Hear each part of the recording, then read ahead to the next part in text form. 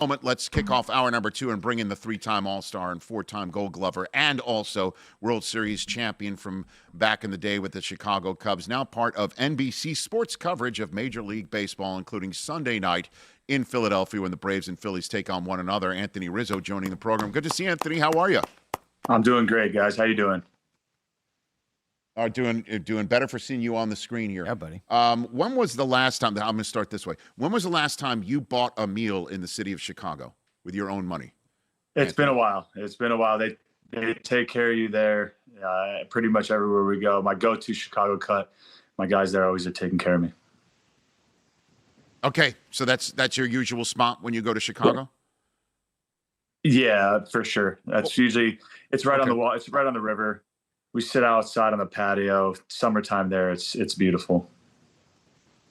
What was that like, that parade that so many people were dreaming of for a century to actually happen? What was that like? Man, for it was, Anthony. It was everything.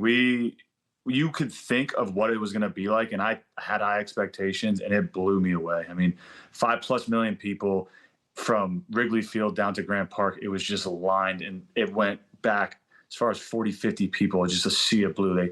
They dyed the river blue, all of it. It was incredible. The whole day, winning. 10 years later, it's just as amazing now as it was then. And I'm sure you've, over the years had people approach you and tell you what your and the rest of your teammates' accomplishments meant to them. What's the wildest story you heard from a Cubs fan talking about how they can now die happy, or what they did for somebody who's since passed to let them know from the great beyond that the Cubs had won the World Series? What's the wildest story? Man, it's every day. It's the stories of you just hearing them, people listening or watching the game. Sorry, my dog's going crazy here. I have a wiener dog. He's barking. But the stories fantastic. I don't hear it. It's all good. Sitting at the hospitals with their grandparents or their parents, and how much it meant to them, or hearing the actual story. You see the pictures, but hearing the people tell you how they were at the cemetery listening to the radio, listening to Pat Hughes and Ron Coomer on the radio. It's just it literally every single time I'm in an airport or I'm anywhere and a Cubs fan comes and tells me that, it's the coolest thing to hear and be a part of, because we lived it, and now hearing their side of it and the fan side is pretty special. What's your dog's name, Anthony? He's a wiener dog named Kevin. Yeah. Kevin. Okay. Kevin. I'll bite. Why Kevin? Anthony. You know what? My wife always wanted a wiener dog and named him Kevin, and I guess someone's the baby's sleeping too, so he's gonna get a handful. But no, somebody's ringing the bell. I know. Kevin the wiener dog is barking. Yeah, Rizzo's doing a Zoom with the Rich Eisen show. Oh, holy heck, is breaking loose. It's been true to me well in the Rizzo household. Yeah, it's been true to me well. Kevin the wiener dog. Wow. Fantastic. All right. So let's jump into the here and now, Anthony. So just up in the Bronx last night, Trout hits 2, Judge hits 2. Some all-time greats are going at it. You spent obviously some time with Judge in New York City. What's your favorite Aaron Judge story that you can tell about his greatness or about his oversized nature of his game? Yeah, I mean, his leadership is everything. But as far as the story, it's just he treats everyone with such class and such respect, and to be that level of a star, to be where he's at, and to be able to really literally treat everyone like they're his best friend is such a special superpower for him. I mean, the way he goes about his business every single day. I wish I could just give you one story, but it's every single day he's relentless with who he is and his routine. So you see why he puts up the results he does, because he's never satisfied. He always wants to get better. And when it's not going the best for him, you can never tell, because I mean, his slumps are a lot less than guys like me who, when I went through it took me about 3 weeks to get out of it. It takes him about 3 at bats. What was it like watching him go for history? Well, yeah, I mean, that year he got off to a slow start. I mean, some people I think are saying he's off to a slow start now, which is crazy. He's got 6 or 7 homers, but it was just a home run every other day. And he would come to the ballpark and you're on the top step, not wanting to miss it. We had a front row seat and it was just home run, home run, home run. We get to August and it's like, real, he could beat this record. And is he going to beat it? Is he not going to beat it? So the end of that season was so special to see him break 62, catch Maris, have his family there, all of it. And then we're all in Texas celebrating with him and his family. It was awesome to be a part of. So he never showed any pressure to you, teammates? He was just the same guy as he was going through that Maris-like chase, Anthony? You know, as his teammate, as us on the inside, we knew what he was going through. I feel like we felt the pressure more than he did. So it was on us to go through our normal days and routines with him.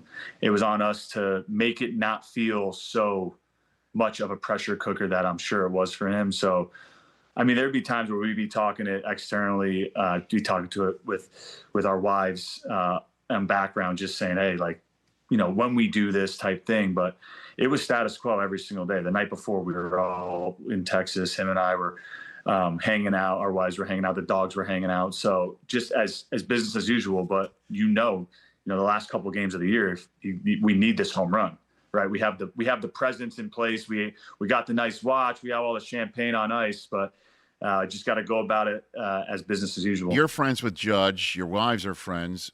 Who's Kevin the Wiener Dog friends with? Judge's dog? They have two dachshunds. They're tight too?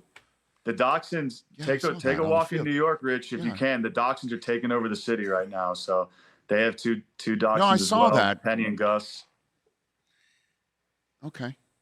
Yeah, and Judge strikes me as a guy who definitely picks up after his dog. You know what I mean? Like he does everything right. Okay. Yeah, and I saw the dog on the field. He brings the dog out on the field with him while he's warming up there in Yankee Stadium. It's awesome. I'm so glad Kevin's got a friend, Anthony. I'll be very honest thank with you. Thank you. Now that I get to know the dog. He's got some real personality. So let's get into the analysis of it, Anthony. Who beats the Dodgers this year? Is that a fair question? Or this is, baseball, anything can happen? I think it's as fair as you. I mean, they're the powerhouse. They're the beast. They've created this formula now with their starting pitchers of really just getting healthy in October. And I think the playoff format now with teams getting in, you don't have to win the division as much anymore. You could still get it. You could still really limp in as long as you're healthy. Any team can get hot. But the Dodgers are proven winners, man. They're going to be tough to beat. The one thing I would say that you can put against them is just fatigue. What it takes to play at that level so high all the time is not easy. And if they do make another deep run, it'll be 3 years in a row. I mean, every year they're making a deep run, but the World Series runs are a lot more pressure, a lot more the mental side that goes into it. So that's really the one thing that is not with them, but they're deep. What's it like facing Ohtani? He's a presence, man. It's fun. I always say whenever you get to face the superstars of the game, it's those are the funnest moments. Those are where you really are like a little kid out there. So when you face all the aces, when he's pitching, it's fun. When he's hitting, it's fun because these are the guys you're going to look back at and tell your kids about, hey, I played with them. So I really enjoy the times you get to play against superstars. Watching how they go out the business. I mean, what he does from both sides, there's a language barrier, but what he does here in the States is amazing. And we have a whole nother country now that's already been massive baseball fans, even tuned in more to our game. Now, listen, I'm a Yankee fan, so I understand this is a very small violin that I'm playing right now. But, is it fair that players can defer their salaries so deep into the future? That the Dodgers can then go ahead and get Kyle Tucker right? And then keep adding and keep adding and keep adding. I guess that's one way to ask it, or what other players think. Do players think it's fair what the Dodgers are doing? Yeah, I mean, I think, look, the more the merrier. The game's in a great spot. The momentum of the game, the young superstars.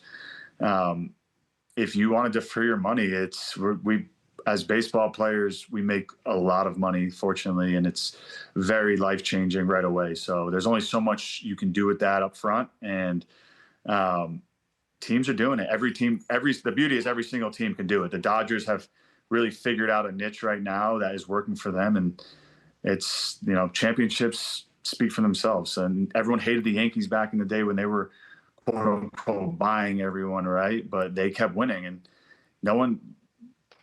someone told me once when we won the World Series, when the whole country starts to hate you, that's when you know you're doing it right. So until then, one championship is cute. I guess I like that, Anthony. Anthony Rizzo here on the Rich Eisen Show. You just mentioned young stars and how the game is great. If you could start a team with a young star, somebody who's been in the league less than 5 years, who would you choose?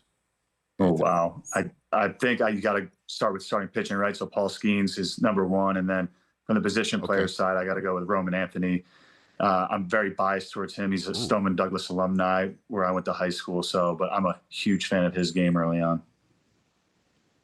Okay. I thought you were going to go Bobby Witt Jr., since obviously he and Skeens have something going on with each other. We saw. Yeah, he's got to have 5 years now, right, Bobby? I mean, he's a stud. Does he have 5 years? Does Witt have 5 years? Okay. All right.